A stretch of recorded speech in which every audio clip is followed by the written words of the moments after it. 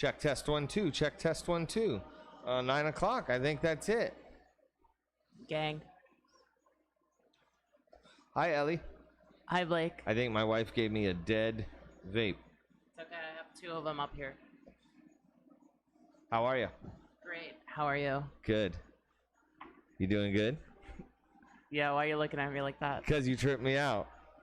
Okay, I was thinking that for this podcast I could do an experiment. Oh, fuck that.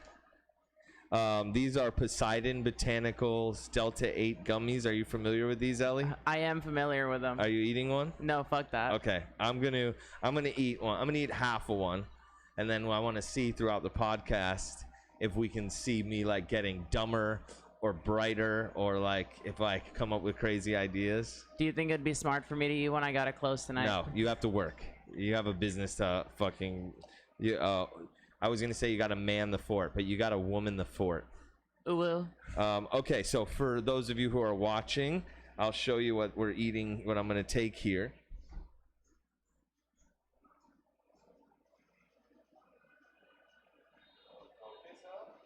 I don't think so.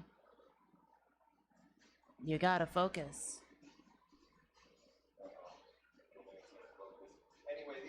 These are Poseidon Botanicals Delta 8 gummies. We do sell them here. I've told you I can't smoke weed anymore. You know, I started smoking weed when I was like 11. Okay, down the hatch. I'm only eating half. Yum. All right, here we go. I'll save the other half in case nothing happens. So yeah, I told you I had to stop smoking weed because it was making me like schizophrenic. But maybe not making me schizophrenic, maybe just bringing out my schizophrenia. But the Delta 8 gummies are cool because I get like super creative and I don't get any of the paranoia. So I hope. We'll see. Let's see if I can get that paranoia to come out. No, thank you. No, please. Well, thank you for joining me today. This has been a long time coming. It has been. Ellie has been... Well, first of all, what's your name? Who are you? Ellie. Is it Ellie today? It's Ellie today. It's not Zuki? Ellie or Mizuki Kimura, whatever works. Why do you have 2 different names? Because Ellie was an easier name. I'm trans. Ellie was an easier name for a lot of people to go to because of my birth name being so close to it. But it's my middle name on paper. Okay. And now, through your transition, you feel like Mizuki is your is also your given name? I mean, it's my first name. First name. Yeah. So Zuki is short for Mizuki. Correct. So depending on where we are, I can introduce you as Zuki or Ellie. So depending on the function and how formal, yes. It might get confusing, but this is Ellie and Zuki, one of my dearest friends. Before we get too deep, shall we boola? It's never too deep. Cool. I beg to differ. Okay, I go to the second knuckle. Any more than the second knuckle is way too deep. Have you ever seen the movie Teeth? Teeth? Yeah. No. It's about the vagina with teeth.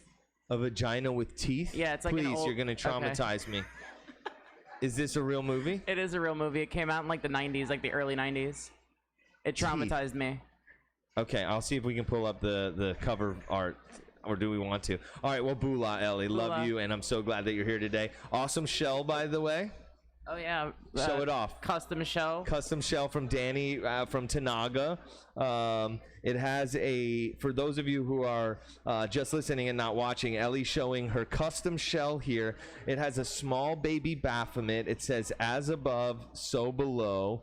Cutest little Baphomet. On the back, it has her name, Ellie, with a pentagram and the trans flag and the colors in the pentagram. If you want your own custom shell, you can contact us here at Hakuna Makava, and we can get Danny to make you one. You're probably hearing my dog barking in the background also. Bula. Bula. Love you.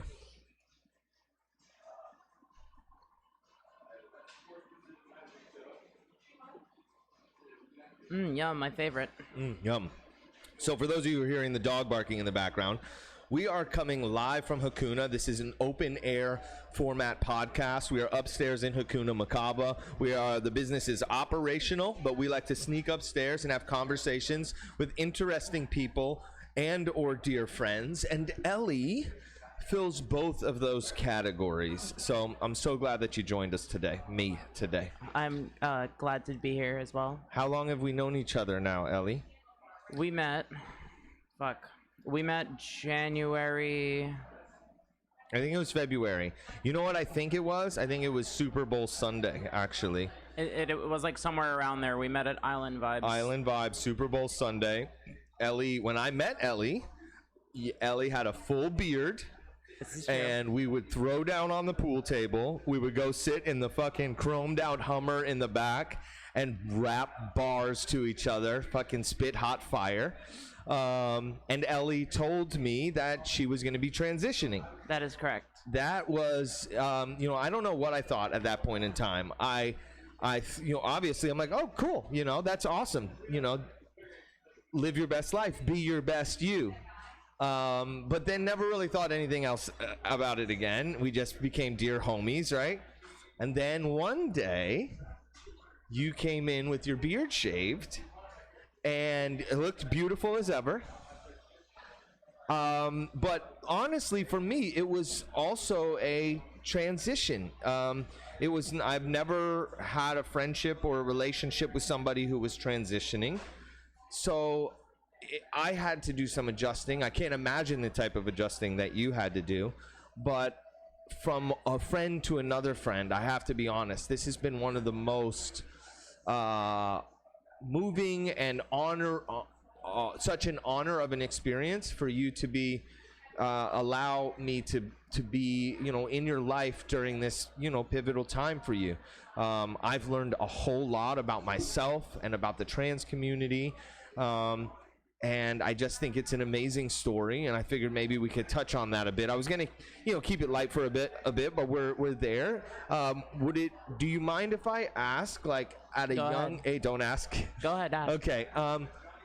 I'd imagine you always maybe didn't feel comfortable in your birth body. Do you remember an age when it was like clear to you that something was different? So I didn't really know about it until I'd say high school. I didn't know what it was, but like as young as like 4 years old, even I can remember playing pretend and always electing to not be the guy. Really?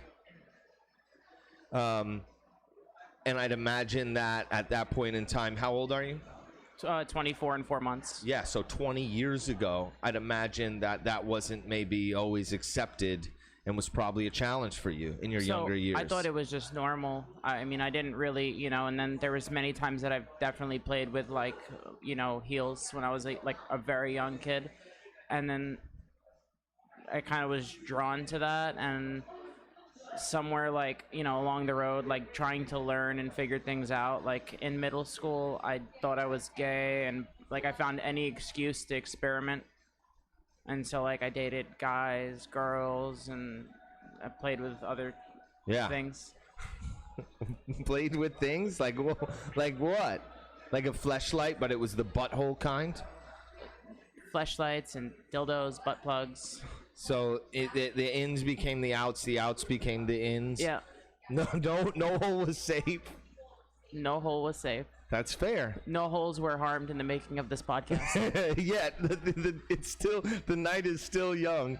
You better not harm any holes of mine, and I promise that I will not harm your holes either. Oh my god, that's disgusting. Loon. So at what point did you decide to start your transition, and was it a no-brainer? Was it 1,000% like, I'm gonna do this, or did it still come with trepidation?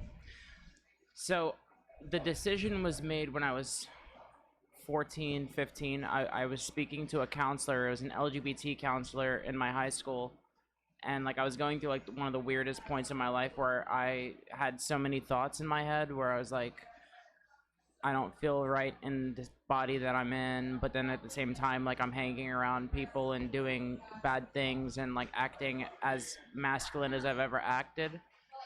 And I started talking to her, and she was like giving me like options and like different things to think about, and like pamphlets and stuff to read, and after reading all of that, I'd come to the conclusion that, maybe I was trans. So then I came out to my parents and was immediately pretty much not accepted, and it became very difficult at that point. But I knew from around 14, 15. I didn't start transitioning until January 7th of this year. Wow. So there was 10 years where you knew that there was going to be a change in your future, and you had to have felt trapped in this other body. Approximately 10 years. Yeah. Did you find that during that time you were overcompensating? 100%. Really? It was like, were you trying to... Was it for you, or was it for other people that you were overcompensating? So my dad had made me think that it was just like a phase, and maybe it was like hormonal imbalance, because teenagers are typically hormonally imbalanced. So it was kind of for me trying to convince myself that maybe I'm just stupid, or maybe what's going on is really just normal, and a lot of people have these thoughts.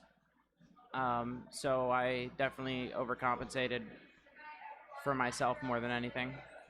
I mean, I was also scared of other people's opinions. Now I don't give a fuck. If you want it, you can come get it. If you want, I want all the smoke. I want all the smoke. Free my Bring me ops. all the smoke. Where were you born? Where did you grow up? Brooklyn, New York. Sorry? Brooklyn, New York. In what year? I was born in 98. Born in 98. And I was in New York for 18 years almost. Then I came down to Florida, and since then I've been back and forth nonstop. Yeah. And you prefer Florida, New York? Pre-COVID, I would have said New York. Post-COVID, I don't want to go there. Yeah. I've heard it's unrecognizable. That is very true. Are you getting like reports from home that it's just like mayhem, or? I mean, I've seen it. I've been there since you COVID. went to visit. It's crazy. I just heard the other day that what's the mayor or the governor's name? I don't do politics. De Blasio in his last days said that it's now going to be mandatory for all businesses that you have to be vaccinated. That's bullshit in my opinion. You think it's bullshit? I think that people should be able to do whatever the fuck they want with their own bodies.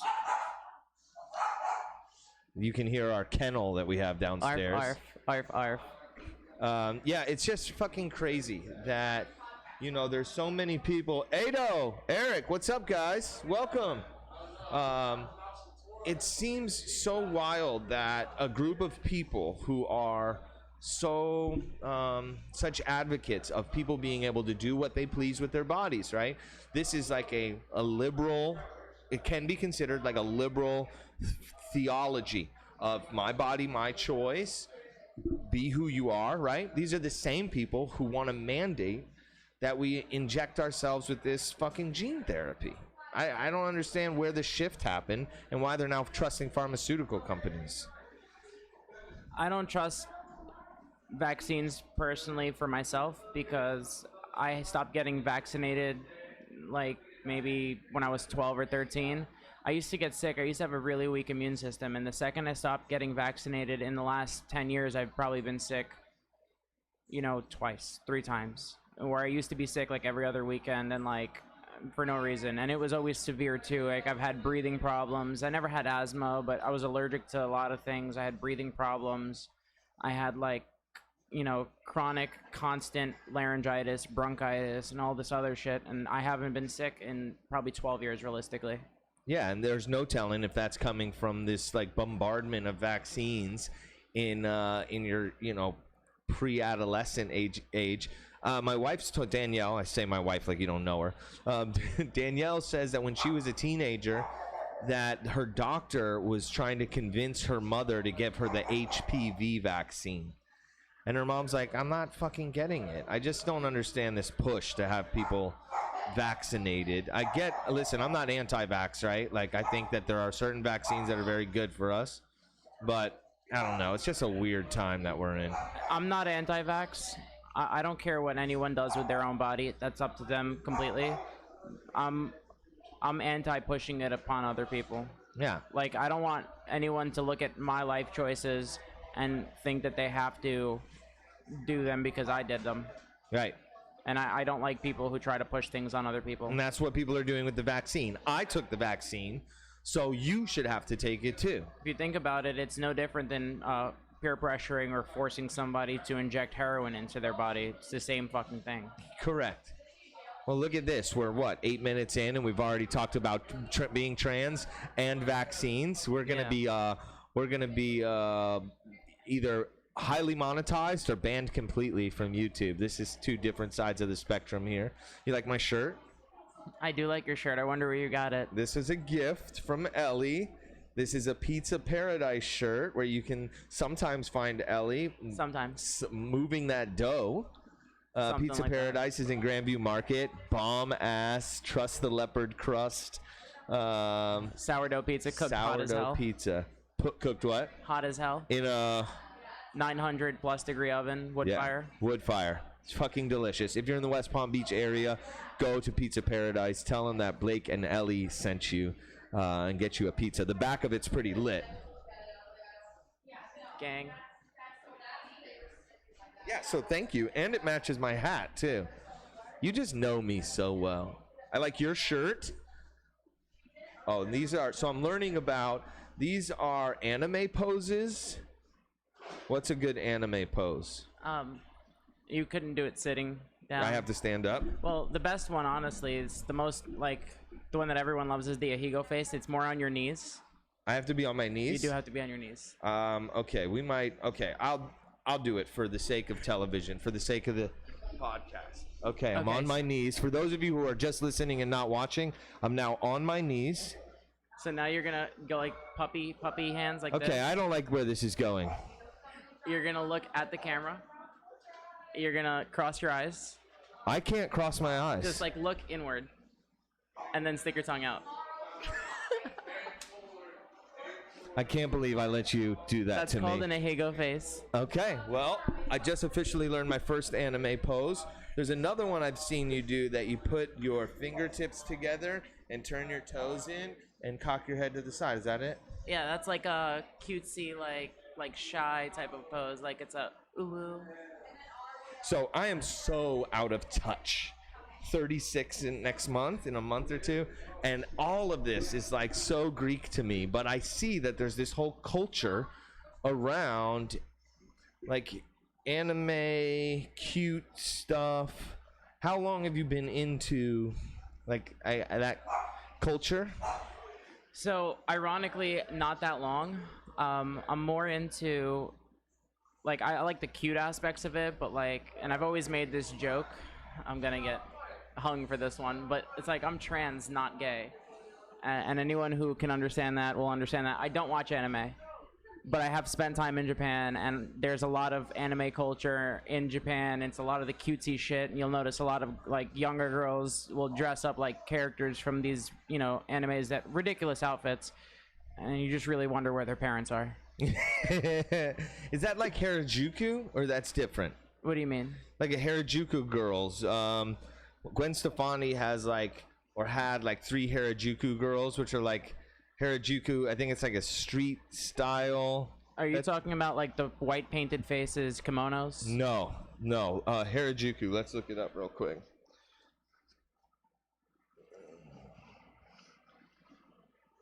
Harajuku Girls.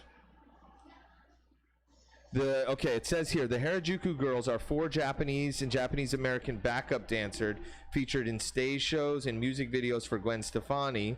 The women also act as an entourage. Not like that. Not like that. No, more like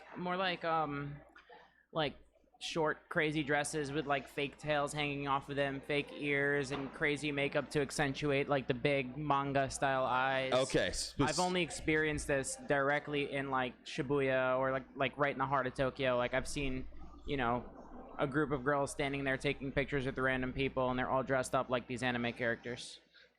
It's pretty wild. I love when people can be themselves and like live their best life. And like we had this one gentleman in here one day. Oh, I think you know him.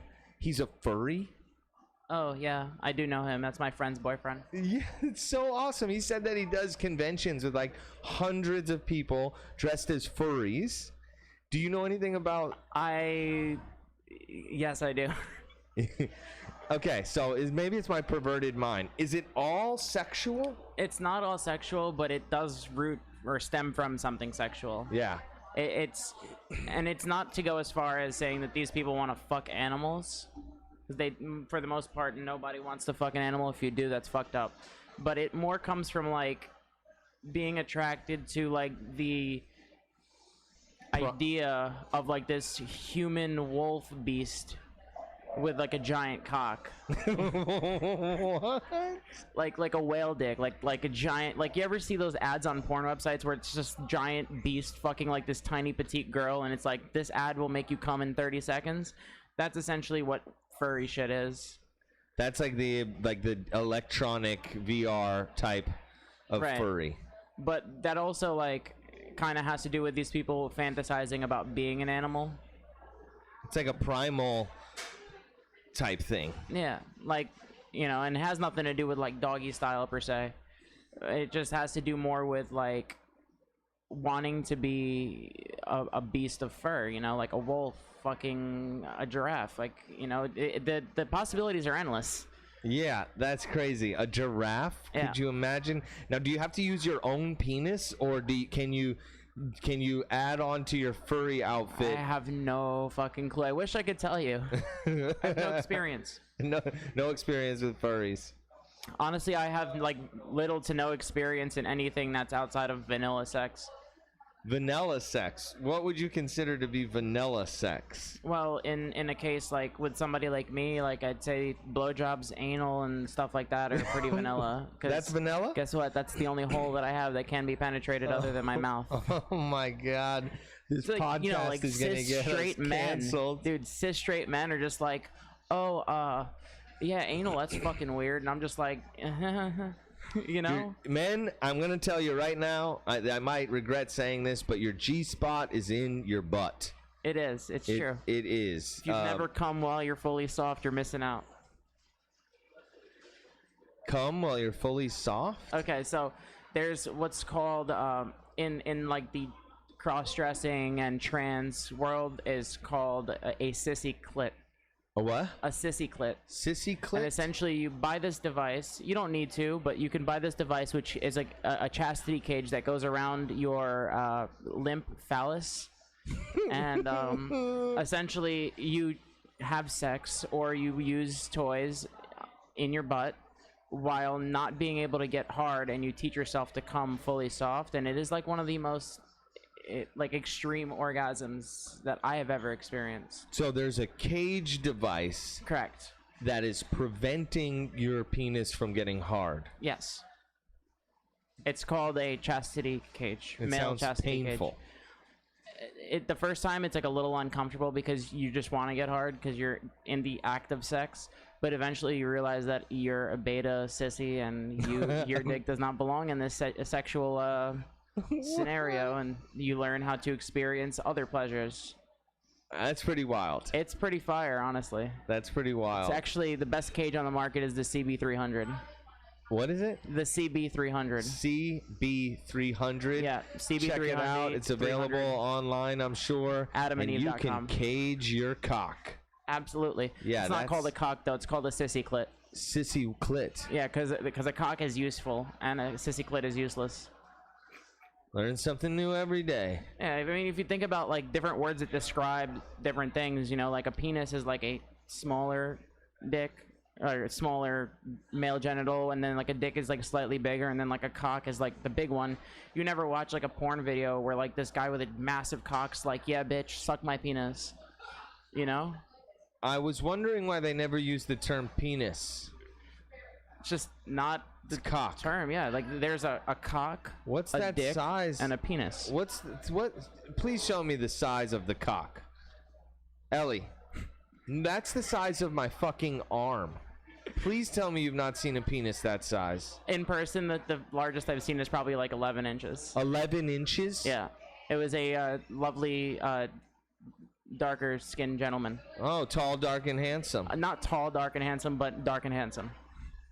So is that like a racist stereotype that black men have large penises? No, it's just different regions of the world. Like, you can look this up, and I'm probably not going to be correct exactly on this, but like different regions of the world have different penis size averages, and so like anything from like Africa and the Middle East is like typically the largest of the penis sizes, and then it goes into like Eastern Europe, parts of Eastern Europe, and then like parts of South America, and then like the averages around the world are like, in Africa it's like 7.5 is the average. And then in America, it's like 5.5 is the average. In China, it's like 4.3 is the average. And there's like a whole thing about like regions and penis size. What do you think that has to do with? Evolution, Evolution. perhaps. That's a fucked up part about life, is that women can get fake lips, fake boobs. Men can get fake dicks. Fake butts. But a guy... You got what you got. No, you can get a fake dick. No. Yes, you can get a fake dick. You can like do a strap on. No, or you like can put implants in your dick. Implants into your penis to make it larger. Correct. There's and no way. if the surgery goes correct, then it still should feel pretty good. If the surgery goes correct. I mean, any plastic surgery, like even getting a piercing in your dick. Not that I know anyone that has that. You could lose feeling. Or your vagina for that matter. Getting a clit piercing is like, you could either get super sensitive or completely desensitized because it can go right through the nerves. Same with any surgery, Getting, like, for example, in trans world, there is a bottom surgery from male to female. It's called vaginoplasty.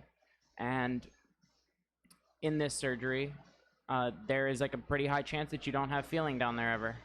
Yeah, that would be fucking terrible. And then for, the opposite of it, from female to male, there's several different surgeries. One's called phalloplasty and one is called metoidoplasty. And one of them is like a smaller dick, but it like feels like pretty good.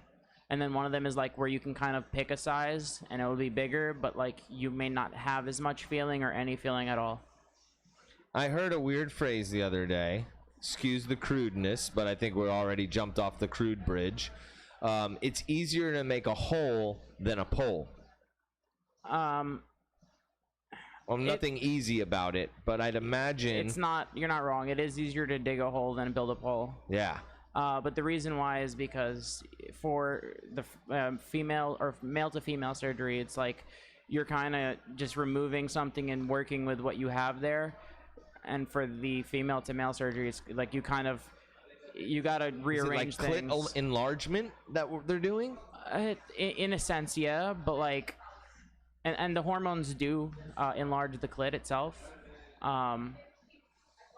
because at the end of the day, like a penis, like a male penis, is just an enlarged clit. A cock clit. or a penis? Oh, the male phallus is just an enlarged clitoris. Because when we're in the process of being born, at some point everyone starts off as like a female, and then certain things will grow and stuff, and certain things will change, and like like the ovaries, I'm not sure if I'm correct on this either, so don't hang me, but I think the ovaries end up developing differently and end up turning into testicles.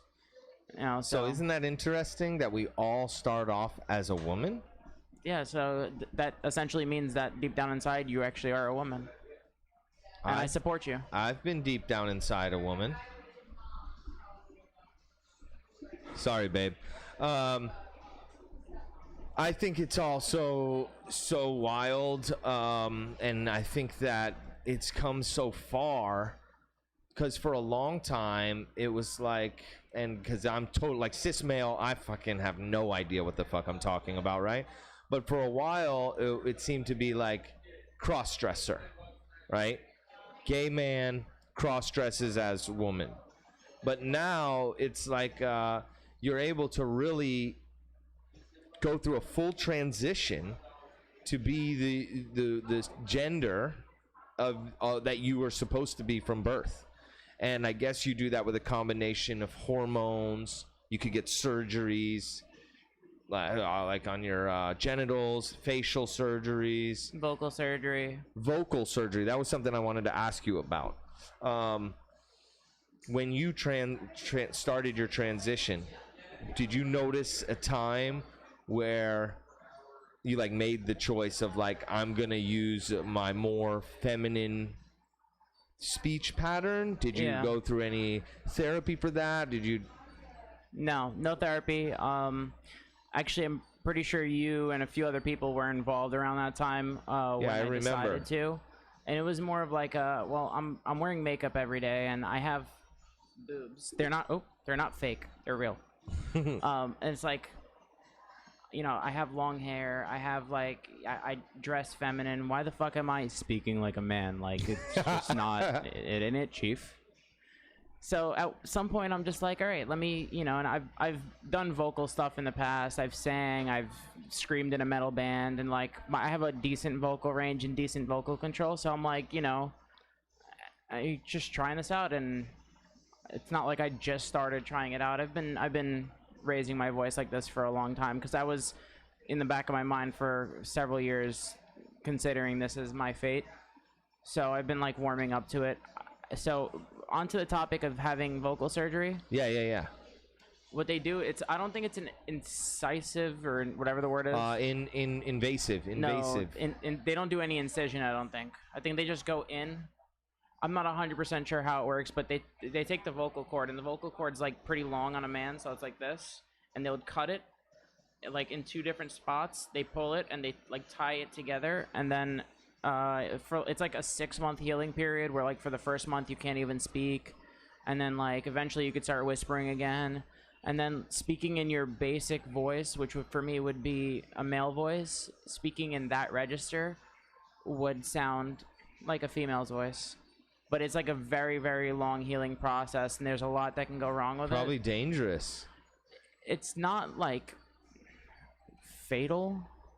But you could lose your voice. You could lose the ability to speak. I mean, they could always just go back in and fix it, but it's just not a pleasant surgery to go through. That's wild. Would you consider that? I am still considering it. Yeah. Yeah, that's fucking wild.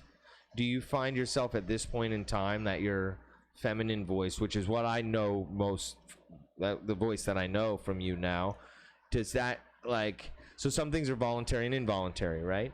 Do you find that there's a certain range that comes out involuntarily that initially you had to be conscious about it, but now it happens like subconsciously?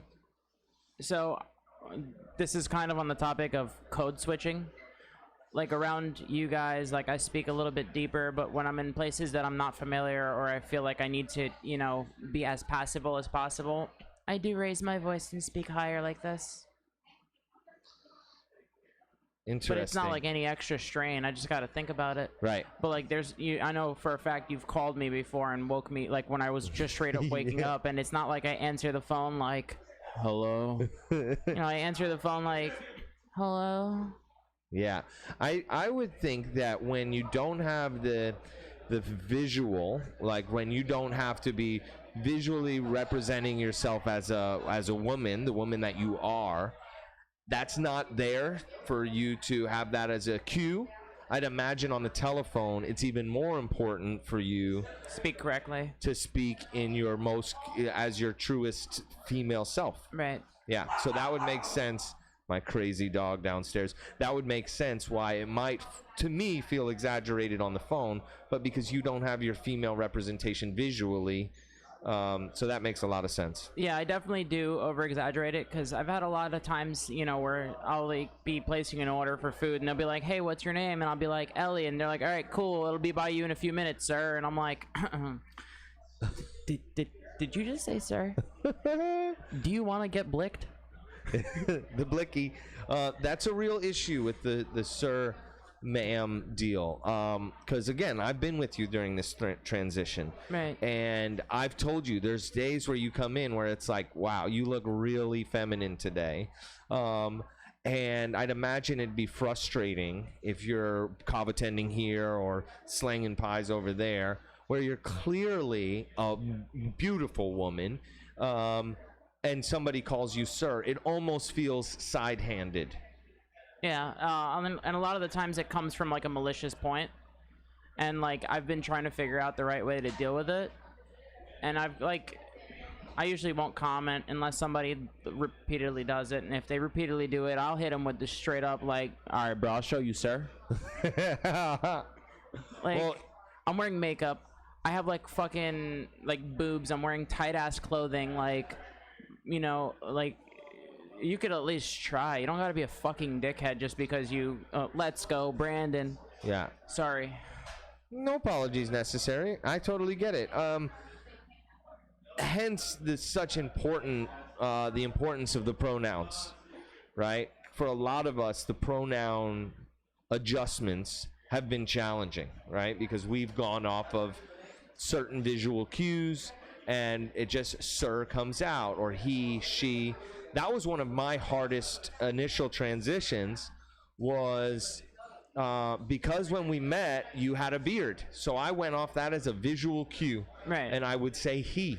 And I don't get offended if you ever fuck up, but Right. you rarely fuck up now. Well, it was actually, it took, I think, it felt like it took about 2 weeks, and then now it's not even, it's totally involuntary. I know that you are a she, you are a woman.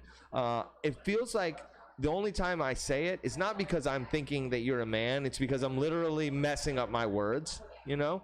But I could imagine that it could be frustrating at times, especially when you've done so much work to become your truest self.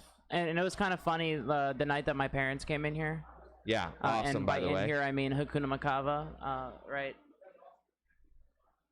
there. And Blake was talking to my stepfather, who's, I think, you know, he's not out for me. He doesn't have an issue with it, but obviously it's weird. It's a weird thing for people who've known me for even longer than Blake has. And Blake was talking to him and had said something along the lines of like, she's really helpful or something. Yeah. Without even thinking about it, and then had brought it up to me later. He's like, damn, I really just said she like that without even thinking about it, and I hope I didn't make him feel weird.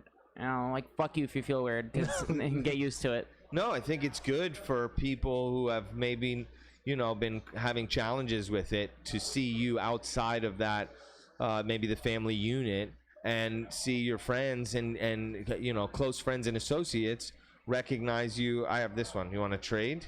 Oh, recognize Ellie's trying to hand me her vape because she's just always looking out for me. Shells? Hey, Coral. Can we get a couple shells from you, please? You can bring them up in paper cups and we'll pour them into our shells. Thank you so much. Coral's downstairs crushing it right now. She's going to bring us up some kava to drink. But I think it's good for your family who are going through this transition as well, to see you in your natural element and see other people acknowledging you for the woman that you are.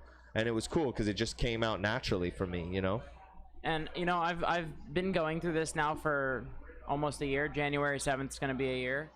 And I'm, in the weirdest way, I'm going to say that I'm blessed, even though I don't believe in any of that. But I am blessed because for a lot of people, it's not that it's like mentally more difficult, but physically and, you know, visual cues are a lot more different. Like, I kind of got lucky. I woke up one day and I'm like I looked at myself in the mirror and I'm like, I had stubble on my face, and I'm like, I can't leave the house with stubble on my face because I don't see a man in the mirror anymore. And I feel like it's time. The time has come, and I really don't give a fuck about opinions. Well, this is a good time for you to have some stubble because you can just throw on a mask. I don't wear masks. Thank you, Coral. Thank you, Coral. I try so hard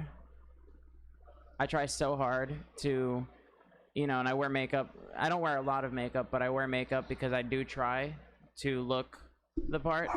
And the last thing I'm going to do is put a fucking mask on and ruin my makeup. Like, no. That was Danielle's biggest challenge the whole time, too. A lot of people are, like, doing half-face makeup. I'm like, you know, what if I do take my mask off and I only did half-face makeup and I have stubble, and it's not going to... The mask doesn't cover the neck, you know? Unless you're wearing one of those, Scully masks or whatever the How fuck much they call does it. the mask really stop of the virus?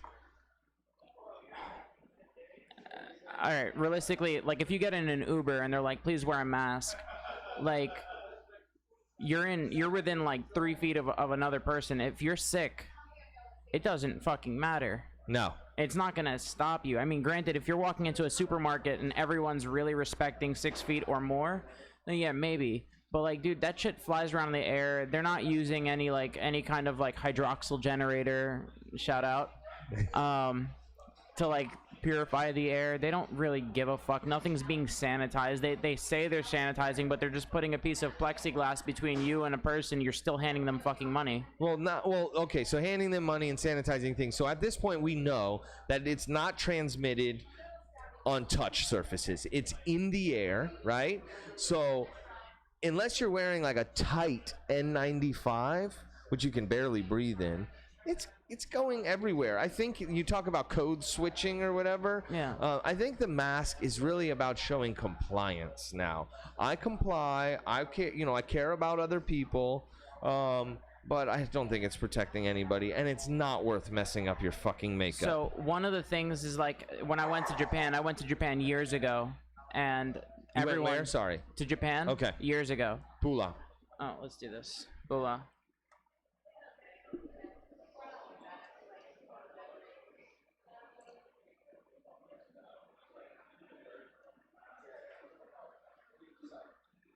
So, I was in Japan in, I can't remember, it was like 2015, 16, 17, in those years. I've been to Japan, and everyone wears masks.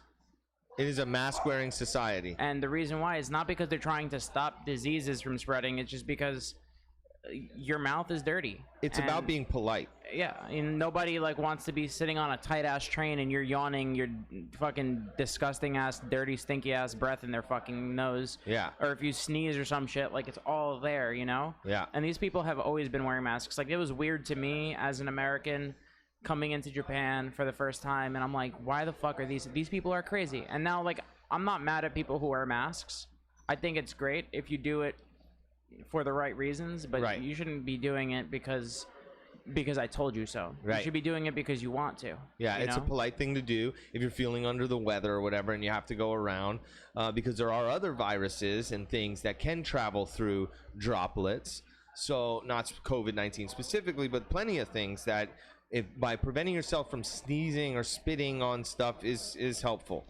People die from everything, dude. You know, it's life. You know, you could literally walk outside and get struck by lightning and die. You can die from the flu. You can die from a car accident. You can die from a stray bullet. You can die. There's so many things that can kill you, and COVID is being treated like it's so serious, but it's like really nowhere near as serious as any of the other flus, I think. Yeah, I think that initially when we got light of it in February of 2020, everybody was very worried that this was going to be something that killed like 10% of the population. But after several months, the data showed that it didn't kill 10% of the population. And the people that it killed were people with 4 or more comorbidities, people who are older than the average age that people die, you know, in their 80s. But none of the messaging was ever switched that said, okay, if you're in these age groups, if you're in this health bracket, protect yourself. It was all like this whole new compliance deal that's just, to me, has been a nightmare. My mom called me 2 nights ago, and it's like midnight. She should be asleep already, but she's like going in her brain. She was supposed to be going to the Breakers to have dinner with family and friends. And she said, I think I'm going to cancel my Breakers night for dinner. And I'm like, why? She's like, well, you know, they're shutting down New York, and everybody from New York is going to be at the Breakers, and I'm just anxious about COVID. I said, Mom, you're vaccinated. There are tons of therapies that if you were to get sick, you could get them. And when in your life ever have you decided to not go somewhere because you're worried about getting the flu? Have you ever stopped yourself from going to dinner because somebody there might have the flu? And she said no. And she went to the Breakers and had a fucking great time. I just think that you can't. Are you going to try to prolong your life? And that life that you prolong is going to spend sitting in your house, not hanging out with your friends and family? Like, is that any life to live? Well, the other side of it is like you're not gonna die from it unless you are like, you know, if you live an unhealthy lifestyle, then COVID should be the least of your worries because your unhealthy lifestyle is gonna kill you. That's correct. If you like, and this is like one of the things that I do want to touch on is like people who are extremely overweight. Like I see a lot of like posts about like, oh, don't fat shame. You shouldn't shame anyone on anything that they decide to do, but some people who are extremely obese, you know, they or diabetes or any of that, they are candidates for getting extremely, you know, sick and dying from COVID. That's correct. And it's also because that's like those are life choices. Some people have underlying diseases that it's just, you know, they got dealt a bad hand of cards. And then there's other people who like will get sick and they'll get extremely sick because they live an unhealthy lifestyle. And like for example, obese people, like you shouldn't like, yes, I guess embrace who you are, but you shouldn't be living like live a healthier lifestyle. Correct. You know, go watch for a walk, watch what you eat, and maybe you won't die from getting sick. Yeah. But instead you gotta like fucking, and I've had someone come up to me where they're like, you know, not a healthy person, and they walk up to me and they're like, you should put a fucking mask on, and I'm like, why? I feel like I don't think I've had it, but if I did have it, it was right at the beginning because I got like slightly sick. And it's like, look at me, I'm fine. I've been, you know, around thousands and thousands of people. I used to be in, I used to be affiliated and working inside of a strip club that was like, you know, thousands of people on certain nights. I know that strip club, and you guys would pack them in there. Pack these people in, middle of COVID. Nobody's wearing a mask. Everybody's smoking. Everyone's blowing their smoke in everyone's face. And nobody was dropping dead. No one's dropping dead.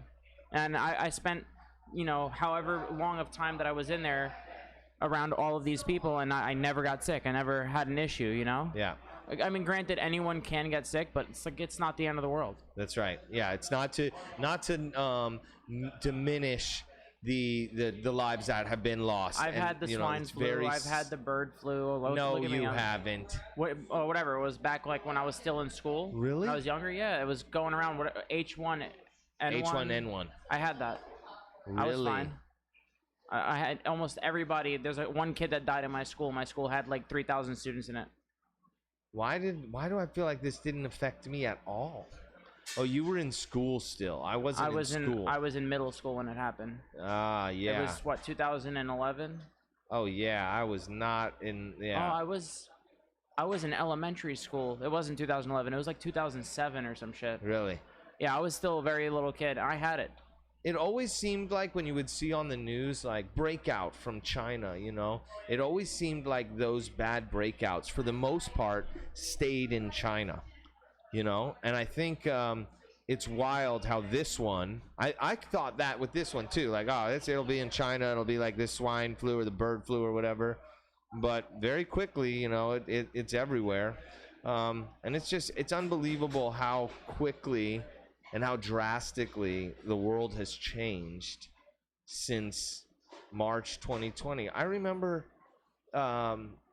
people at the other kava bar, the Tanaga, where we would go, people were saying, like, you know, you got to get food for 2 weeks or whatever. I'm saying to myself, what? They're not going to shut the whole world down, you know? Little did I know. You know, during the whole entire beginning of lockdown, it was before I started working with the strip club, and I was actually still in a restaurant. I was working in a restaurant in Pembroke Pines. Granted, I wasn't a server. I was in the kitchen, like every woman should be.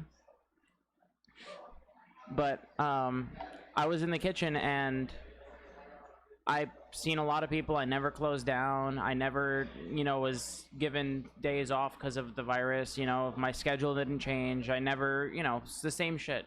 And I'll be completely transparent. I never wore a mask. Like, maybe for the first week of it, I wore a mask. That's why I got sick when I ate at your restaurant. Just kidding. I don't even know what restaurant. I don't even know what restaurant she was working at. I'm just kidding. Well, that's another crazy thing too. So during COVID, when we still needed to eat and it was takeout only, right? People on the front lines, essential workers, still had to go to work. They still had to make the food. There was no vaccine. They basically put themselves at risk to make sure that we could still operate. People who worked at grocery stores, God forbid, the fucking nurses. Now, those same people are being required to get vaccinated in order to keep their job. Like, you didn't, you didn't have to get vaccinated. Yeah, obviously there was no vaccine, but I just think it's crazy that people who were on the front lines, like yourself, cooking for people, now certain places you can't fucking work unless you're vaccinated. Being forced to get a vaccine, in my eyes, is the same thing as them trying to take away the Second Amendment. It's never gonna happen.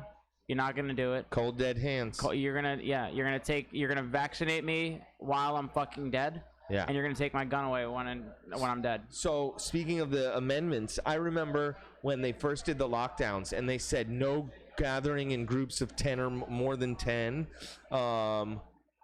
social distance. Immediately my thought goes to, that's our right to assemble. That's our right of free speech. It was immediately infringed upon, but people are willing to How are they going to enforce it? Yeah, they didn't. If you're publicly gathering, then sure, yeah, it could be a problem. But what, they're going to send out a cop to go into a group of 30 people to shut it down? The cop's going to be They're breaking doing the that law in too. Australia. They're dragging people back to their homes. That's not America, though. It's true. It's not America. But, when you think of Australia, you think it's like, America of the East. And it's one of the most lockdown places on the planet. They also have the least amount of COVID cases. Well, Australia is a great country. From my experience, I only went through there for a very short period of time. I was there for 2 weeks. And it was like the coolest experience I've ever had. And if I was given the choice and the money to go wherever the fuck I wanted to and say goodbye to America, it'd be Australia. I don't think you'd want to go there now. What about New Zealand? I've heard New Zealand is also a great place to escape to. New Zealand's pretty cool as well. And if I lived in Australia, I'd spend a lot of time in New Zealand because it's not that long of a flight. Also, it's only about a 6-hour flight from Australia to Japan, and it's only like a $300-400 flight instead of a $3,000 flight. Yeah, that's super dope. Yeah. Speaking of New Zealand and vaccines and stuff, so did you know that America is one of 2 countries in the world where it's legal to advertise on television for medicine? And the second one is New Zealand, right? So all these ads you see all the time with like women playing tennis and riding horses, or men smiling and take this medicine, consult your doctor, that's illegal in every other country on the planet except for the United States and New Zealand. Yeah, and a lot of those ads are misleading. Thank God that some of us who can hear, and the people who can't have the subtitles, because if you didn't know what the fuck they were saying, you'd think, take the Cymbalta, which is an antidepressant, take this, and then you could fucking ride horses. Yeah. But don't operate a forklift. The antidepressants are like the leading cause of suicide. Oh, yeah. So I'm prescribed antidepressants. I've never taken them. For some people, they work. They work great.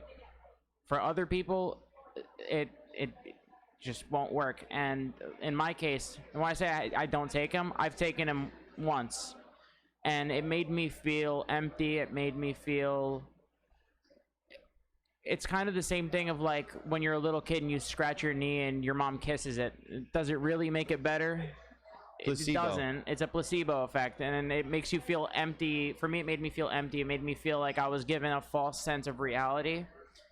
Family Guy did a perfect skit on it. I forget if it was, I think Meg was on antidepressants, and like everyone's like, everything around her is like fucking happy sunflowers that are dancing like a fucking 50s cartoon.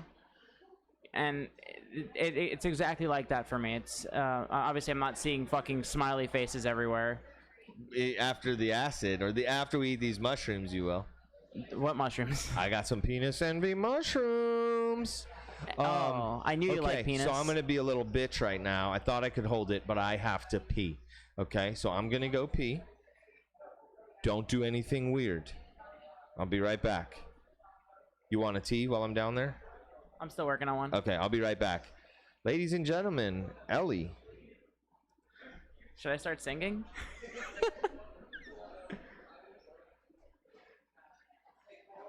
All right, so this is going to be a little awkward because it's just me and I'm not really sure what to say. So we're just going to start singing, see what we can get to before Blake comes up. So we're going to start with 99 shells of kava on the wall, 91 shells of kava. You take one down, pass it around. 98 shells of kava on the wall, 98 shells of kava on the wall, 98 shells of kava. You take one down, pass it around. 97 shells of kava on the wall, 97 shells of kava on the wall, 97 shells of kava. You take one down, pass it around. 96 shells of kava on the wall, 96 shells of kava on the wall, 96 shells of kava. You take one down, pass it around. 95 shells of kava on the wall, 95 shells of kava on the wall, 95 shells of kava. You take one down, pass it around. 94 shells of kava on the wall, 94 shells of kava on the wall, 94 shells of kava. You take one down, pass it around. 93 shells of kava on the wall, 93 shells of kava on the wall, 93 shells of kava. You take one down, pass it around. 92 shells of kava on the wall, 92 shells of kava on the wall, 92 shells of kava. You take one down, pass it around. 91 shells of kava on the wall, 91 shells of kava on the wall, 91 shells of kava. You take one down, pass it around. 90 shells of kava on the wall, 90 shells of kava on the wall. Oh, look who's back. I totally wasn't saying anything on the mic. Oh man, we're gonna have to review that, and we might have to cut that out. God only knows. I started at 99, I got to 90. I was saying 99 shells of kava on the wall. Nice, well done. No, it took me so long because I had to get myself out of my cock cage. Oh, I thought it's because like with age, you know, when you get older, it gets harder to pee. Motherfucker. Okay, so actually, there's some articles that I saved for this conversation because I wanted to get your input on this shit. Oh yeah? I see some crazy shit that comes across that I get these, let me see, notes. I see these headlines and I'm like, oh, what's this fucking propaganda? But then other like really wild shit. Propaganda is a bar in West Palm Beach, I think. Where is this?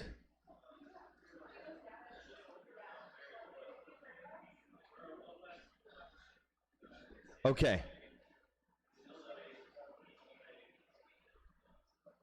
Chinese Lunar Rover investigates obelisk on the dark side of the moon. Did I tell you about this? No. Okay, first of all, did you know that China has a fucking rover driving around the moon? Question.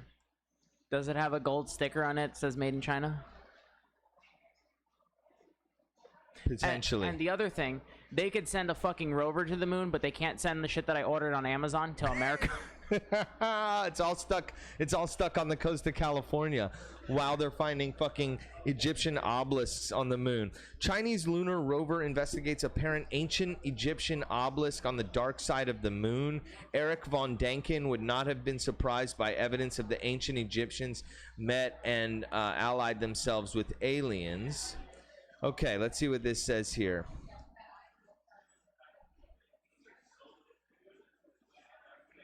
Okay, the U2, the YUTU-2, so the U-2-2 is a robotic lunar rover that formed part of the Chinese Chang'e 4 mission to the moon. It was launched on December 7th, 2018. It entered lunar orbit on December 12th, 2018, before it made its first soft landing on the moon's far side January 3rd, 2019, and it's currently operational as the first lunar rover on the dark side of the moon.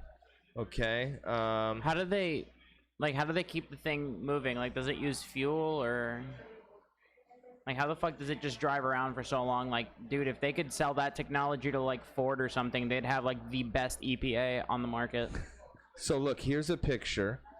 You guys can look this up for Chinese rover investigates apparent ancient Egyptian obelisk on the moon. Look at this picture.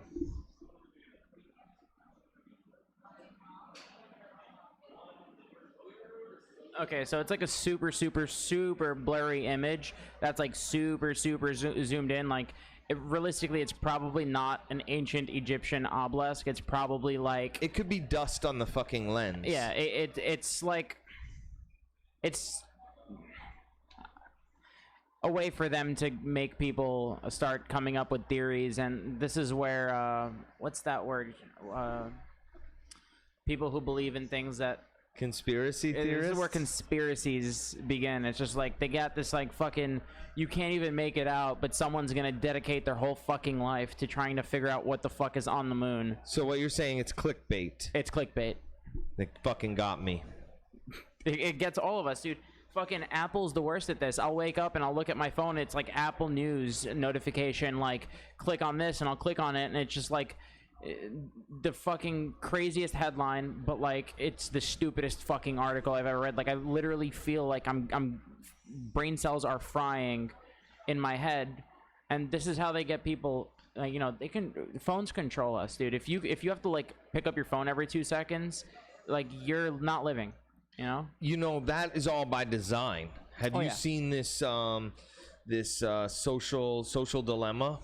Which one? The documentary on Netflix called A Social Dilemma. No, I live in a cave. I don't watch TV very often. That's right. Well, it talks about the algorithms and the way that these engineers worked to make sure that our phones grab our attention and hold on to it to increase ad revenue. Every single fucking app that's on your phone, even fucking Pokemon Go, Tinder, Bumble, Facebook, every single ad is going to be like, if you haven't touched it in a while, it comes up with these things saying, hey, we miss you, come check it out. Or like Tinder's like, hey, somebody likes you, and then you open the app and it's nobody. Correct. Not only that, but it monitors your behavior, and it looks at the things you engage with the most, right? And then it'll use that against you. So say it's like midnight, you're laying in bed, you're trying to go to sleep, but you're just going to do some last minute scrolling to watch some cute videos, right? At the time where you would normally put your phone down, the next video it feeds you is one of the videos types that you spend the most time watching. So this happened to me recently. I'm on my phone scrolling, and I'm like literally think to myself, all right, I got to put this down and go to bed. And the next video that comes up is this guy who does quick magic tricks on like TikTok or whatever. And I watch them like 15 times on repeat because I like to try to figure out the trick. And then there I am, 45 minutes later, I've gone down a rabbit hole of these videos. They call it the race to the bottom of the brainstem, and that's what it's considered in like the social media networks. These companies are racing each other to like literally get to the bottom of our brain and hijack our pleasure centers, or like the infinite scroll. Do you remember when you would surf the internet and you would go to a web page and you would scroll down and read it, and you would get to the end of the web page? Right. That's like a cue to say, okay, it's done. Infinite scroll, which we all are very familiar with now, when you're scrolling, it never ends. It will go on forever. Right. That was designed so that we don't have any sort of cue to make us stop. So here's an example. I woke up today at 10 a.m. I meditated for an hour and a half. And then I grabbed a book that I was reading. I'm still reading. It's Tom Clancy's Executive Order. So far, it's a pretty fire book, but I'm not going to speak on anything else. At some point, I got a notification on my phone, so I checked it. It was something on Snapchat. Then I started going through other people's Snapchat stories. Then I started going through YouTube and iFunny. And I literally stayed in bed looking at bullshit on my phone. I'm not exaggerating, until like 6:30. You're not alone in that. That's not a rare thing, you know. You can check like the usage on your phone, and if you're like, oh, I haven't been on it that much today, but you know, so let me check. 6 hours, dude. I was at this point like 2 months ago where I was looking at my usage for YouTube, the YouTube app, and I was at this point where I was like fucking 80 hours a week or 70 hours a week. You know, granted, I'm just playing music a lot on YouTube and background stuff, but it's still like the 5, 6, 7, 8, 9 hours a day that I'll be scrolling through YouTube half-assly. You know, even though I'm doing other things, it's fucking ridiculous, bro. That's a full-time job. It's a full-time job. That's a full-time job. They won't pay you for it, though. No, they won't. Unless you make an awesome podcast and put it out, and then you might be able to monetize it. Only if you subscribe so we can get some more subscribers and get paid for our scrolling. So here's a question for you. What do you think about a lot of women like taller guys? Bullshit. No, but why do you think that is? What draws? Because they don't have penises. They have cocks. I don't think that's what it is, but I think it has to do more with like a submissive versus dominant type of thing. Taller guys might be more dominant, maybe. Is it because it allows a woman to have that to feel more feminine, more dainty, more like? I think that might have something to do with it, but it doesn't make sense to me because like I've seen a lot of these memes and posts where women are like, oh, I need a guy who's 6'4" with a 6-figure job and a fucking 13-inch dick. And this is like something that people are actually like, bro, don't you have family on Facebook? How are you posting this shit? You know what I mean? Like, you need to have some self-respect, first of all. But I just don't understand the draw to it because I personally don't like tall people, tall men, for that matter. You don't like tall people?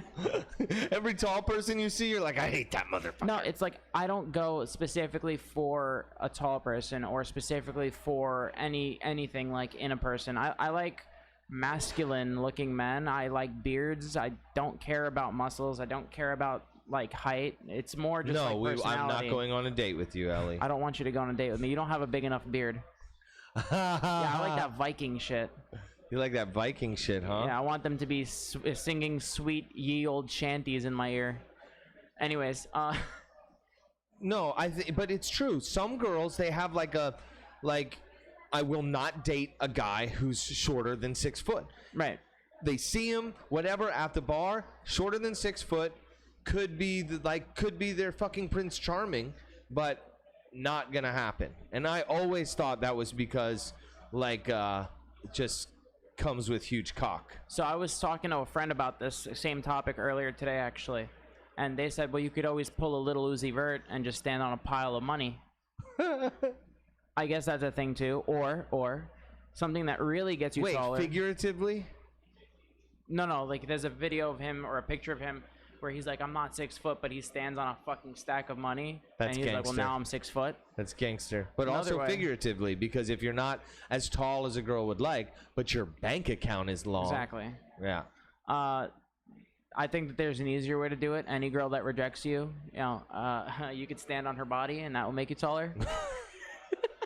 Wait a minute. That is gonna get us canceled. So you're saying just knock her out, stand on top of her, and now you'll be taller for the next girl. And if the next girl says you're not tall enough, knock her out, put her on the same pile, and stand on her, and now you're fucking... We do not condone domestic abuse or the hitting of women. No, it's more figurative. It was like...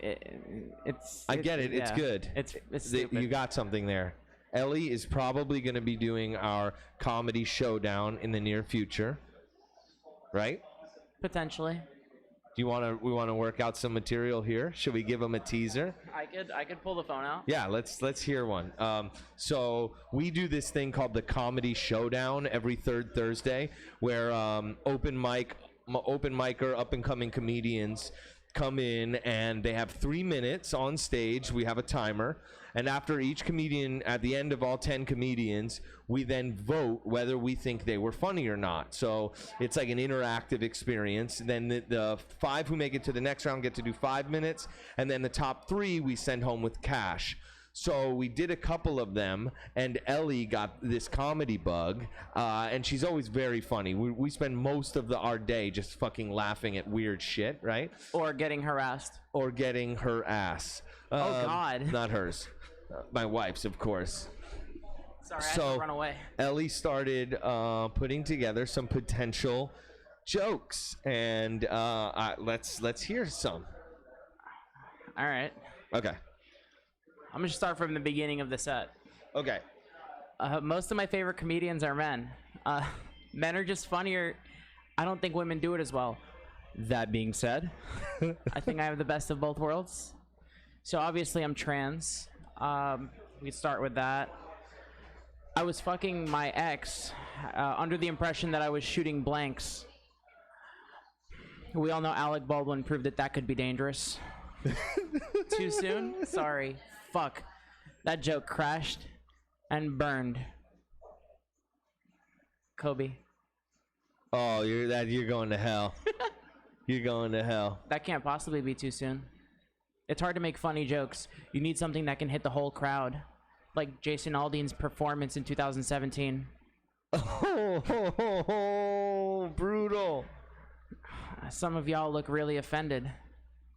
I'm looking at you through the camera. I'm not sorry. I try to make fun of everything. Like nobody's safe, literally, just like a Travis Scott concert.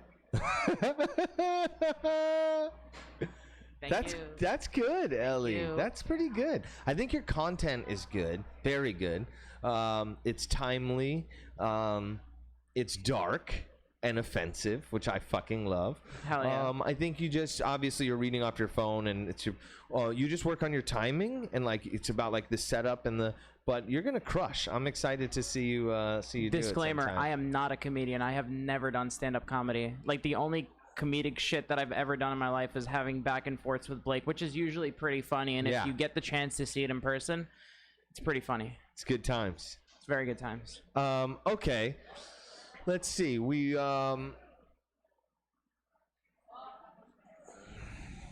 martial arts. No, fuck martial arts. Oh God. I'm not Ellie. Kevin. Ellie is a person, one of the most multifaceted people I've ever met. And I touch on martial arts because Ellie has a robust understanding of certain practices of martial arts because you did them very young. Maybe not a topic that you want to go down. Up until I was like 17, I was doing Korean, but Japanese sword training, which is like learning different katas with a sharp ass samurai sword or a katana.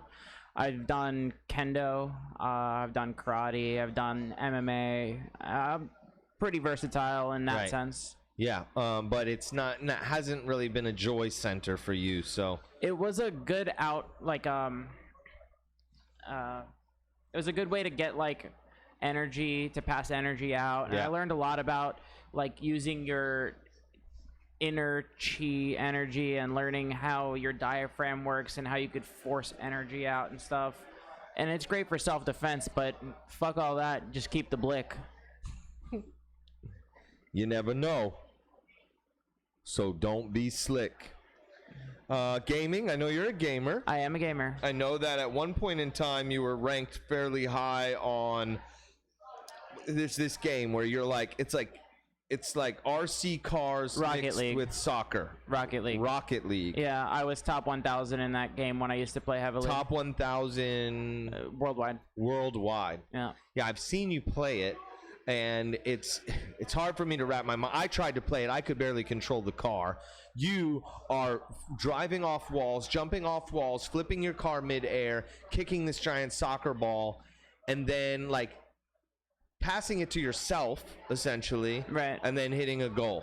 So like shots similar to like you would take the ball up the wall, off the ceiling, jump off, catch the ball, flip the ball, hit it against the backboard, and pretty much do like an alley-oop to yourself and then dunk it on the opponent. It just makes it very unreadable.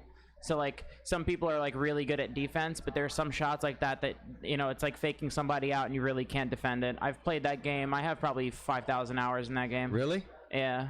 That's a popular game too, right? It is, and it's free. And you play it on what platform? I play everything on PC. PC. You've got a sick gaming. Yeah, you've seen it. I've seen it. It's fucking sick. I've never gotten to play on it, but we'll get that set up in here sometime so we can jam. Absolutely. What other games do you like to play? So I used to play a lot of Call of Duty. I was also top 1,000 in Call of Duty for a very long time. I played Rainbow Six. I was like probably top 5,000 in Rainbow Six. CSGO. I mean, I've been Global Elite before, so. Well, Counter-Strike? Counter-Strike Global Offensive. Ah, got you. I remember in the 90s, okay, fucking dial-up modem. My friend down the street and I would dial up and connect to each other and play Doom. Yeah. On PC. My grandpa used to play Doom, the old school. He had this, like, ugly-ass white PC that would still, like, the floppy disks and shit. It was, like, the white and gray. It had, like, megabytes of RAM. Like, it was, but that was powerful. Like, that was custom built. My grandpa was building these, like, sick-ass rigs in, like, the late 90s, early 2000s, and he'd be sitting in his office fucking smoking his pipe and playing fucking Doom, and I was like, really cool. That's kind of what got me into computers. Yeah. And then I realized that I could make money building computers. I like to budget build, so like my computer is worth several thousands of dollars, but I've paid under $1,000 building it just by getting the parts secondhand on Marketplace and OfferUp. So my favorite thing is to challenge myself to build an extremely decent, computer. Like I'm running 1080 Extremely Ti. decent. That was my rap career. Extremely decent. I'm running a 1080 Ti SC2 from EVGA, Ryzen 5 3600X, and what was it? ASRock? No, not ASRock. Aorus Extreme X570 Pro motherboard. I have 32 gigs of DDR4 3200 speed RAM. I have like 2 terabytes of SSD and like 8 terabytes of hard drive, and the whole system cost me like $700. That's and insane. Like, can you do that for other people? Absolutely. That's like one of the things that I like doing. Really? Mm-hmm. Now, my understanding is right now computer parts are hard to come by with all this chip shortage, or I mean, you're buying secondhand anyway, right? So for example, the graphics card that I'm running is a 4-year-old graphics card that is still in the top 20 fastest graphics cards out right now. The issue with it is these companies release, like, for example, NVIDIA, they released the 3000 series cards with so much hype, and they are amazing cards. So they released the 3000 series of cards, and they're super expensive. They were like priced like at 400, 500, 1000, and 1500 roughly. But because everyone scalped those cards and they didn't release enough of them, so these cards that are worth 500 are selling for 1500, and they're not worth 1500 because really? Yeah. So the 1080 Ti right now goes for about $800. It was originally about $1,200. I bought mine for $200. My $200, and it's brand new, still in the box, but it was bought secondhand. My 1080 Ti is faster than a 3060, a 3050, and almost as fast as a 3070, which is right now selling for $1,800. That's insane. And the 10 series cards, NVIDIA did an update, a big driver update, where they're all they can ray trace and all of that. You're not going to get 100 frames ray tracing, but you'll get 80, and you really don't need more than that because you're not going to be playing competitive shooters with ray tracing on. None of those. What's ray tracing? Ray tracing. So essentially, let's say you're driving a car, and there's like a building that's on fire. If you look at the paint on the car, you could see very detailed the fire coming from the building. Oh, okay. So you're not going to be using high settings. Anyone who plays anything competitively or professionally, or even streams, for the most part, they're not going to be playing on the highest settings, because highest settings mean lower frames. And doesn't matter how, I have friends who have 3090s.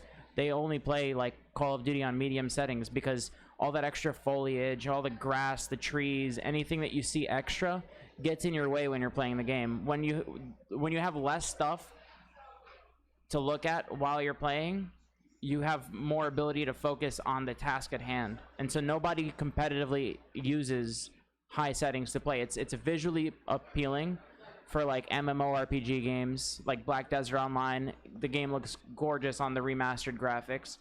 But if you're like in the middle of like a boss raid or a PvP battle, you're dropping your settings to the lowest settings possible because you're gonna want that 140, 250 frames.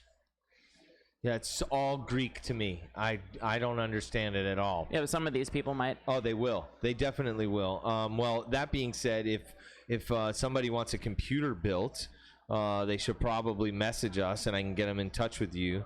Yeah. And you can get them squared away as long as the parts, you can find the parts, right? Absolutely. The only thing I will say that if you guys are interested in building a PC and you want a new graphics card, like a 30 series or one of their new Ryzen cards, or rather AMD cards, you're better off just buying a pre-built, because a pre-built PC is the only way you can get that card at its actual price. If you're going to want to buy that card, be prepared to fork over $2,000 on a card that's worth $1,000.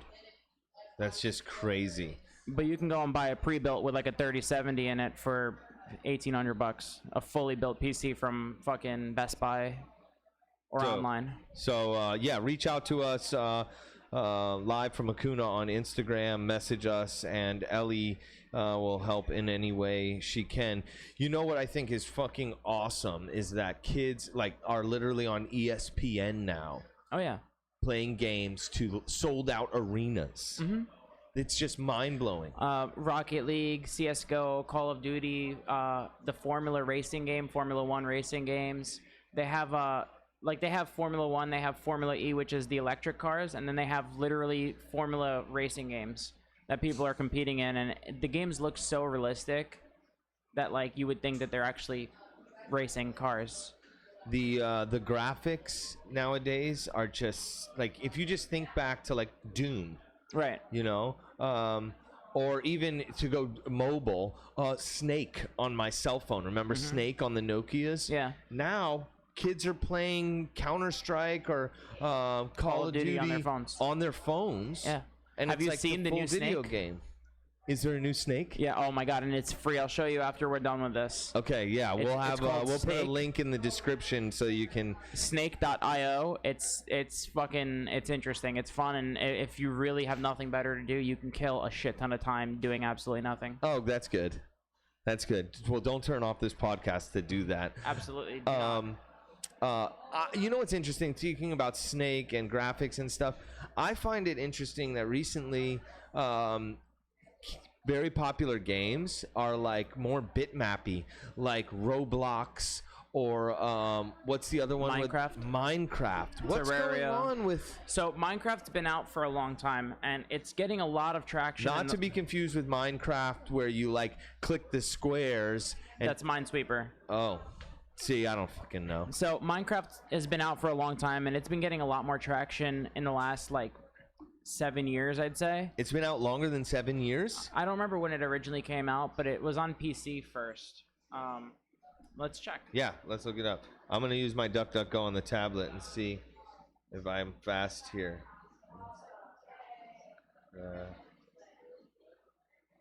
Release. So Minecraft came out in 2011, and I remember there was like Wow, 10 years betas. ago. I remember there was like betas for it, maybe since 2009. But I remember playing the old school Minecraft before they had creative mode, where you had to really go and build stuff by, mining, cutting wood, and doing all that to get to where you want it to be.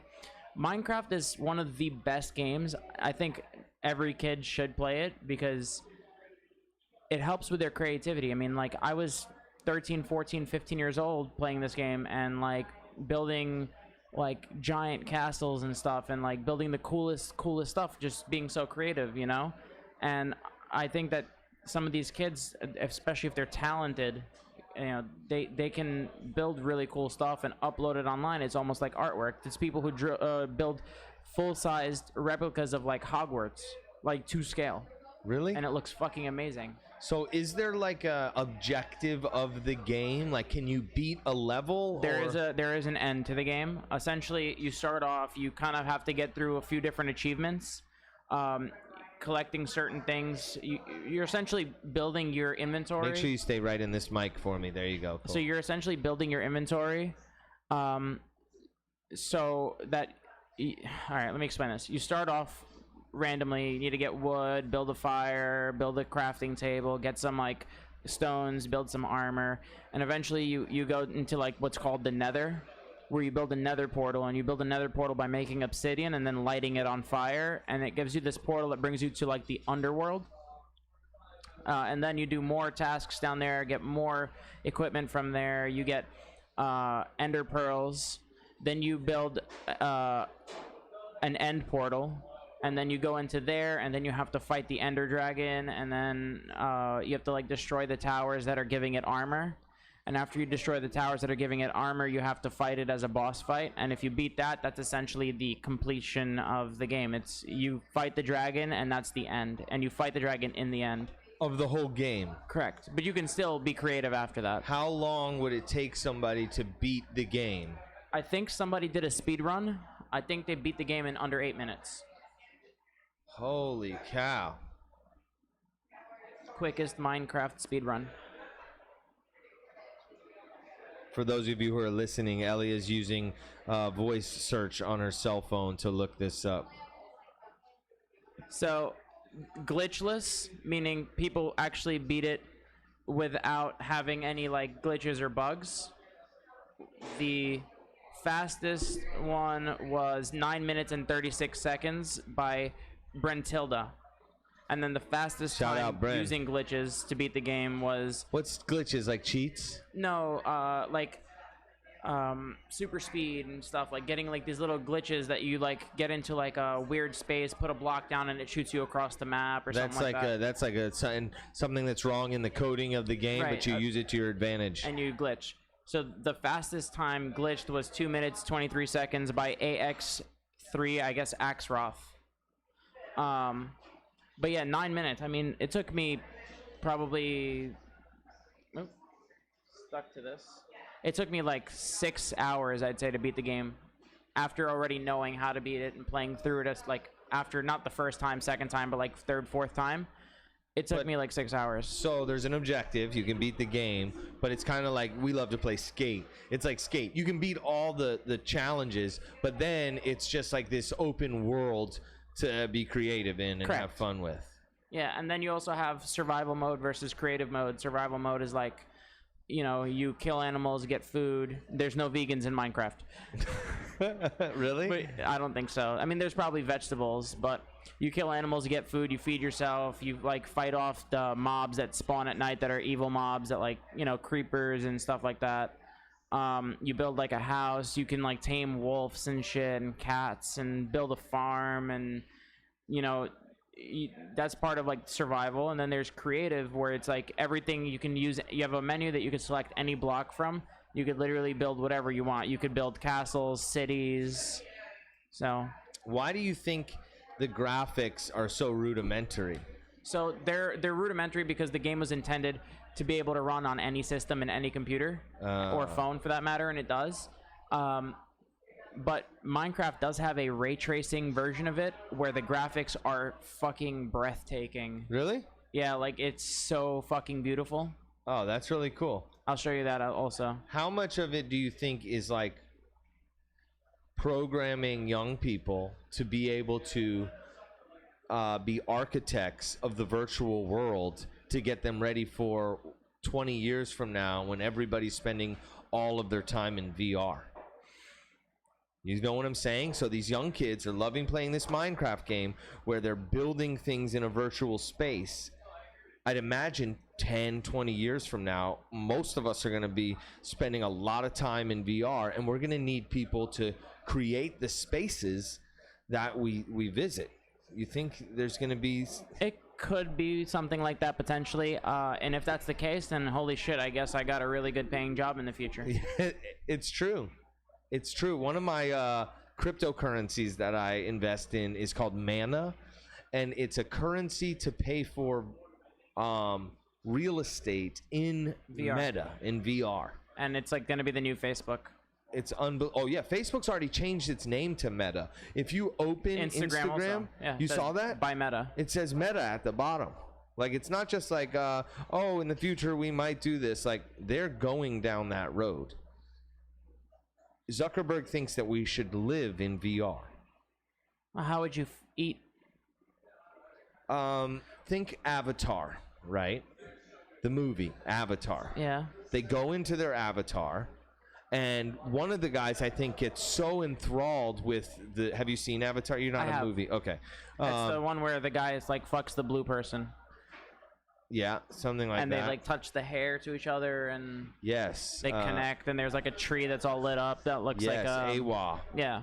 It's one of my favorite movies. It's a good movie. And the ride at Disney World, the Pandora is awesome if you haven't gone. I haven't gone. I've been to Disney, but I haven't gone. We need to go. Then we need to do Universal Studios, fucking Hogwarts and all that stuff. Epcot. Ooh, onegashi Ooh, daddy. What was I going to say? Avatar, virtual reality. Avatar. So he goes in and he falls in love with this girl, and he gets to the point where when he comes out of it, he's emaciated. He has to rip his headphones off and run over and eat some food real quick and drink some water.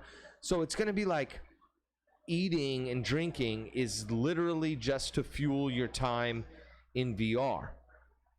Wouldn't it be cool if you can like press a button and then like I want to get a fucking burger, instead of calling Uber or something like that, you just press a button and it just fucking and it appears right in front of you. The burger just shows up. Yeah. Like Willy Wonka. Yeah. Like the Jetsons. You remember the Jetsons when they want something and it just kind of appears? Or like they're changing their clothes, they walk into the thing and then just like poof and they're changed. Yes. Something like that. That would be fucking cool. Well, okay, so you know about Elon Musk's Neuralink. No. It's going to be something like the size of an Apple Watch that he's going to implant into your skull, and then you're going to have these diodes that go down into your brain, right? And it's basically a Bluetooth for your brain. He's going to start putting it in humans next year to help people who can't walk, who are paraplegic, tetraplegic, right? But his main goal, his end goal, is to increase the bandwidth of which we communicate with all the world's information, right? Because we have these smartphones that have like any information you want to find, but our upload and download speed is our thumbs. So we're like pick poking. Elon's plan is to use the Neuralink to be able to use your mind to control your phone and get information from it. So what if you have the Neuralink, right? You're also hooked up to like an IV. You got your VR headset on. You got an IV, and then maybe like tablets or something for taste. But you basically order the cheeseburger, right? And then, you know when you get an IV and you can taste it? Have you ever I've never had an IV. Okay, I've got like saline. I paid for an IV therapy the other day, but also if you're sick, you can get an IV and you can taste it, right? So, what if, just like you're saying, you got VR on and you think, I want a cheeseburger. And the fucking cheeseburger pops up in front of you, right? And then as you start eating it in virtual reality, the fucking IV feeds you all the nutrients, quote unquote, that would be in that burger, along with the taste of a burger. That could probably make what you're talking about happen. So I'm a foodie and a chef, and I don't know about how I feel about that, because I enjoy food. That sounds like the end of the world. Yeah, it does, because everyone's just going to be morbidly obese sitting in this fucking pod and pretending to be this like gorgeous person. I mean, realistically, you're just unhealthy, and you're on your you're laying on your deathbed. Like Ready Player One. Have you seen Ready Player One? No. Ah. But you're literally going to be living on your deathbed, if that makes sense. Or like WALL-E. Have you seen WALL-E? I have. Like WALL-E, they have all those overweight people floating in around. chairs. Yeah, that's kind of like where we're headed. I hope that that's not going to be the case. Because if everyone's going to be doing it, like, and you're not doing it, then it's not that you're left out, but that you're not going to be able to experience anything cool anymore. So you're going to be kind of forced into doing it. It's going to be weird. And there's also going to be a poverty society. Correct. So it could. That's what happens in Ready Player One. It's in like a near distant future. Everybody's like poor. They're on trailers stacked on top of trailers, right? They hate their daily life. But they put on the VR headset and they can be whoever they want to be in this virtual reality world, you know? And it seems like that's where we're fucking headed. Like, imagine you're in a VR world, right? And, like, you're going to get married and you're trying to find somebody to date. So you start talking to this person in this VR world. And, you know, like, you're going to get married in person, but you meet in the VR world and you're, like, talking to someone. It's a whole new level of catfishing. You know, I could be talking to this guy, and this guy is going to be, like, you know, such a nice person and everything, and then we finally meet in person, and it's a fucking 65-year-old, 75-year-old, 85-year-old man. Very, very, I mean, it happens now just without the VR, but there's a potential that at some point in the coming generations, you would never meet in person.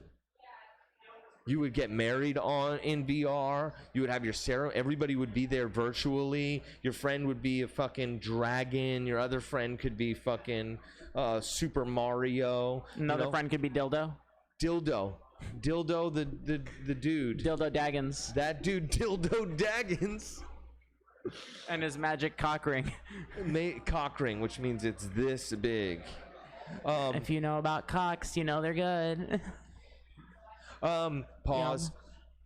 So yeah, it's just a crazy fucking time we live in. It is a fucking crazy time. So another thing I wanted to talk to you about, if it's okay, I know you got to get to work here in a little bit, but your religious beliefs, are you open to talk about that? Yes. Yes. So Ellie is a Satanist. Is that correct? Would that be the right terminology? LaVeyan Satanist. So I have this understanding of Satanism. I know, I'm just saying it's not going to be, Ellie has a pentagram, a Baphomet there with the pentagram. It's a very cool tattoo. So I was under the impression that Satanism was the worshiping of Satan. Is that true? Yes and no. So there's different kinds of Satanism. Typically, what people, when they hear Satanist, they believe or they hear or understand that as a person that worships Satan as their, you know, God or deity. like Satanist, you believe in Satan. Christian, you believe in Christ. Right. So there are people that believe in Satanism and they believe in Satan or Lucifer. There's Luciferian belief. They believe in worshiping the devil and sacrificial shit, and it is an evil belief. It is an evil religion. That's like the extremist part of it. Then there's people like me who there's a atheistic version of Satanism where the belief is to not believe in religion, but to live by science knowledge, like scientific knowledge and common sense. And like, I'll pull up some of the tenets here. Yeah.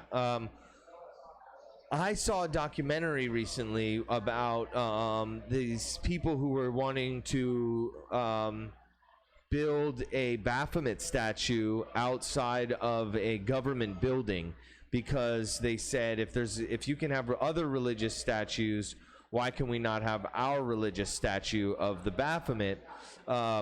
But what I got from the documentary was that it was really just like a troll, right? It's like this troll on these ways that people think you should live and follow this, Christian ideology. Yeah. It's kind of a troll on that. It is.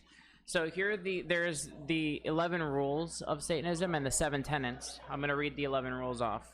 Rule 1, do not give your opinion or advice unless you're asked.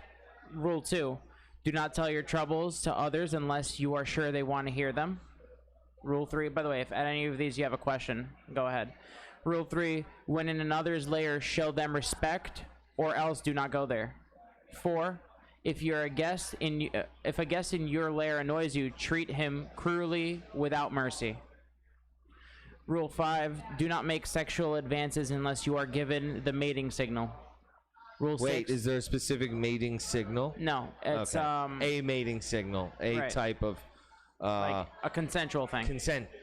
And back on that other one, if someone's in your lair, I like how they use the term lair. If someone's in your lair and they're annoying you, treat them cruelly without mercy.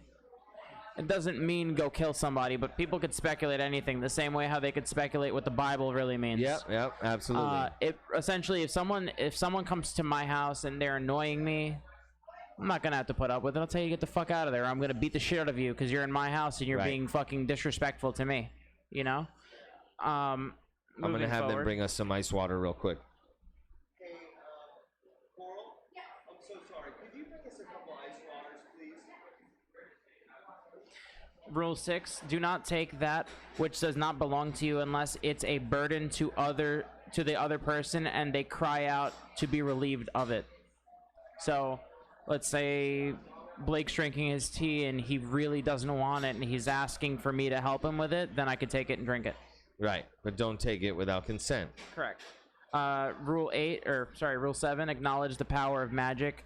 If you have employed it successfully to obtain your desires, if you deny the power of magic after having called upon it with success, you will lose all you have obtained. Rule 8, do not complain about anything to which you need to subject yourself.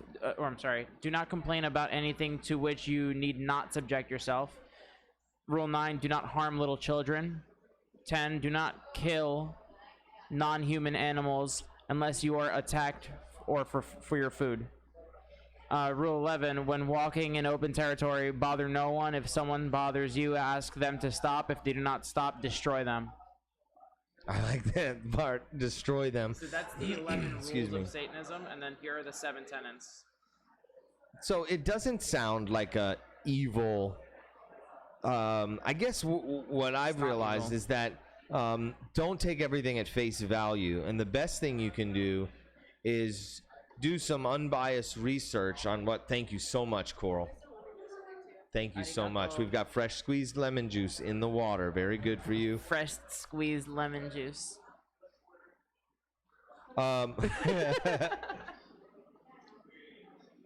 Sorry, guys, I'm a little dirty. Okay, the 7 tenets. 7 tenets of Satanism. Hold on, I'm getting there. Anyways, also this is the Baphomet is the sigil of Satanism. It's the satanic sign, like It's a the goat, right? cross and stuff. It's a goat. It's so hard to see it. We're gonna get this fixed so that we can share this stuff on screen. By the way, I'm taking the other half of my Poseidon Botanicals Delta 8 gummy. I feel fantastic. No paranoia. It's good for him, but it sucks for me because I got to deal with him later. That's right. So yeah, shout out Poseidon Botanicals. All right, 7 tenants. 7 tenants. Tenant. All right. So one should strive to act with compassion and empathy towards all creatures in accordance with reason.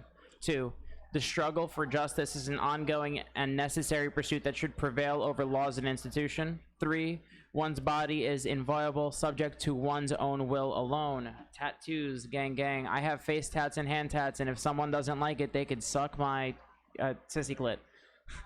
You're what? Sissy clit. 4, the freedoms of others should be respected, including the freedom to offend. To willfully and unjustly encroach upon the freedoms of another is to forego one's own. So, if I am going to push Blake, I should be able to expect that Blake's going to retaliate against me. Essentially, live how you want to live and offend whoever the fuck you want to offend, but just be ready for the consequences. Sounds kind of like the golden rule. 5, belief should conform to one's best scientific understanding of the world. One should take care to never distort scientific facts to fit one's own belief. Wow, we're seeing a lot of that right now.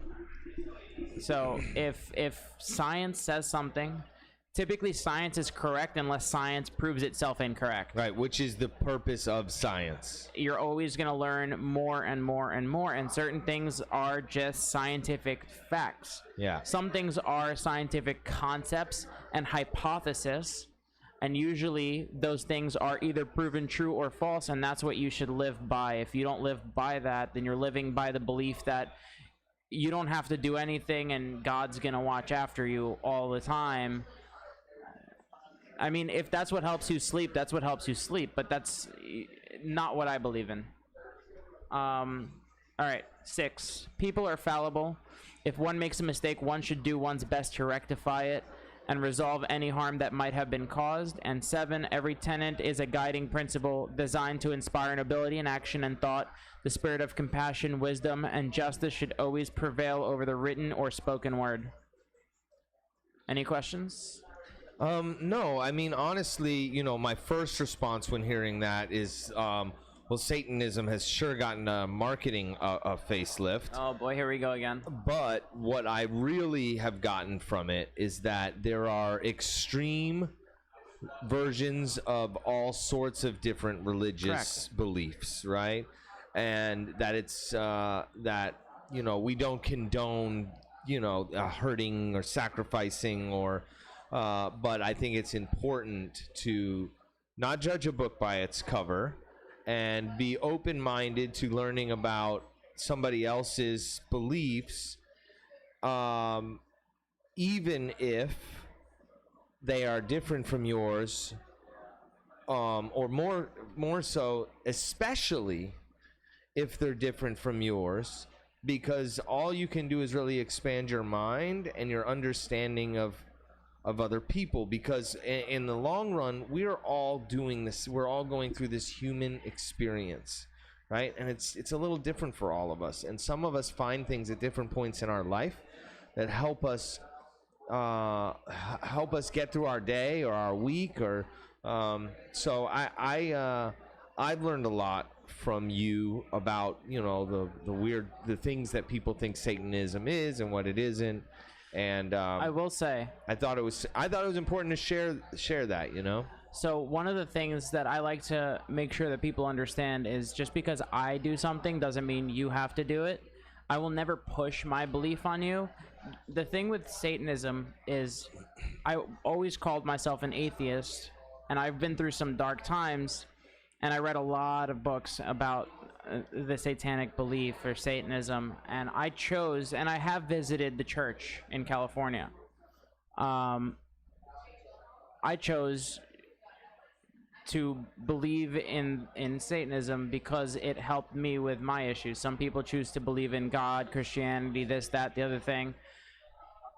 But essentially, the way I see it is that it is the anti-religion, and that's why it's called Satanism. It's to pretty much, it's to troll other religions. It's literally to make a joke, because if you read any satanic writing, it's gonna say that, like, you know, no religion in this world is perfect, but most of the other religions spend more time bashing other religions and saying why they're the best. Satanism doesn't do that, because Satanism's technically not a religion. On paper it is, and you can, if you're filling out a form that asks your religion, you could put Satanism, but it's not actually a religion. It's just a belief in no religion. And living by common sense, which is very uncommon, but it teaches you common sense. And I'm not sure if you've seen it out of me yet or not, but like, one of the things is like to treat the people that are around you closely the way that you want to be treated, and to always have their back, and that's a very important thing. Yeah. And just to be noble and always care for your people. I like it. I think it's a great way to wrap up this conversation. Can you believe we've been already talking for almost 2 hours? Holy shit. Yeah. It's been an absolute pleasure chatting with you, as always. And I really appreciate you letting me kind of dig in. You're a great individual and somebody I'm proud to call one of my best friends. So The same to you. thank you so much. Very I love you a happy that whole lot. we have the connection that we do. Same. I love you a whole lot. Do you want to share your social media? So if people want to hang with you, contact you about computers, or if they have questions about anything we talked about today? Sure. Instagram is at rainbows shit unicorns. RANBOWSSHITUNICORNS. And then my Snapchat would be Kawaii Ojo, one word, KAWAIIOJO. Ellie, thank you so much for hanging out with me today. Let's do this again soon, please. Absolutely. Cool. Thank you guys for joining us. We appreciate you very much. If this is your first episode with us, please click the subscribe button, click the little bell so that you can get notified when we put up new episodes. It's been our pleasure hanging out with you today, and we appreciate you joining us live from Hakuna. We'll see you next time. Nice work, El. Great job. Thank you so much. That was fantastic. It was pretty fun. Fantastic. I think the batteries are dying in this mouse. Yeah, batteries are dead in this mouse. Can I stop? You and me both. Do you want to order something? Casey's?